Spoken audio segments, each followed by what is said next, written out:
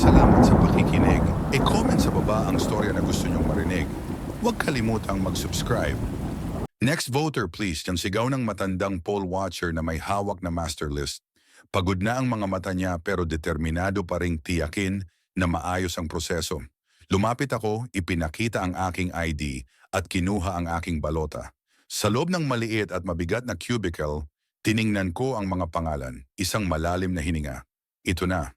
Ilang taon ko nang inaasam ang pagkakataong ito, ang unang pagkakataong makaboto bilang isang ganap na mamamayan. Nang mailagay ko na ang aking balota sa VCM machine, naramdaman ko ang kakaibang kapanatagan.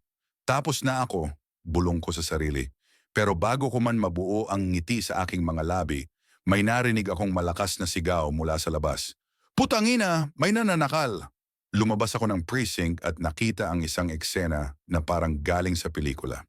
Isang lalaki duguan at nagfo-froth ang bibig ay sumusugod sa mga tao. Ang kanyang mga mata ay mapula at parang walang pupul, tulad ng asong may rabies. Tumakbo kayo, hiyaw ng isang pulis pero huli na. Ang lalaki ay lumundag sa isang matandang babae at kumagat sa kanyang leeg. Dugo ang bumulwak sa hangin. Ang matanda ay nagwala, nagulat ang lahat. Pero lalong nakakatakot ang nangyari pagkatapos. Dumilim ang balat ng matanda, namutla ang mga mata niya, at sa loob lamang ng 5 segundo, bumangon siya na may parehong mabangis ng ngiti ng unang nakagat sa kanya. Zombie! Ang buong paligid ay nagmistulang impyerno. Mga sasakyan ang nagkabanggaan sa gitna ng kalsada dahil sa mga nagpapanik na driver. Mga tao ang nagtatakbuhan sa lahat ng direksyon, sumisigaw, nagkakandara pa. Ang ilan ay nagtatago sa mga tindahan, pero ang mga infected ay sumusunod. Parang mga asong gubat na nakakaamoy ng dugo. Sumaklolo ako sa isang batang babae na natumba sa gitna ng kalye. Tara, samahan mo ako, sabi ko, pero bigla siyang hinila palayo ng kanyang ina. Huwag kang lalapit, baka infected ka rin. Tumingin ako sa paligid, ang mga zombie ay mabilis kumalat. Kailangan kong umuwi. Sumakay ako sa aking motor, pero bago ako makalayo, may babaeng humabol sa akin. Tulungan mo ako, hinahabol ako ng asawa ko.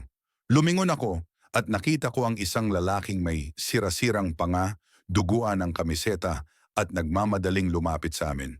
Sakay ngayon na, sigaw ko. Pero huli na, ang babae ay hinila ng kanyang asawa. At ang huling nakita ko ay ang kanyang mga daliri na naghahabol sa hangin habang kinain siya ng buhay. Dumiretso ako sa bahay ng pinsan ko sa Barangay San Roque, isang maliit pero matibay na bahay na may mataas na bakod. Bukas ngayon din! Sigaw ko habang kumakatok ng malakas. Binuksan ni Marco ang pinto at agad kong nakita ang takot sa kanyang mukha. Napanood mo na ba ang balita? Tanong niya. Sa likod niya, nakabukas ang TV. Nakita ko ang mga footage ng chaos sa iba't ibang lungsod, Maynila, Cebu, Davao. Lahat sila ay may iisang ulat. Mass hysteria, violent outbreak spreading. Lockdown na ang buong Metro Manila, sabi niya. Pero mukhang huli na. Biglang may kumatok sa pinto. Tulong! Pwede ba kaming makipasok? Mga kapitbahay namin, isang pamilya na takot na takot. Pinapasok namin sila, pero may isa sa kanila, isang batang lalaki, na nagsimulang mangatog at mag-foam ang bibig. Anong nangyayari sa anak ko? Iyak ng kanyang ina. Pero alam ko na ang sagot. Lumabas kayo, ngayon na. Pero huli na. Ang bata ay biglang sumugod sa kanyang ama at kumagat.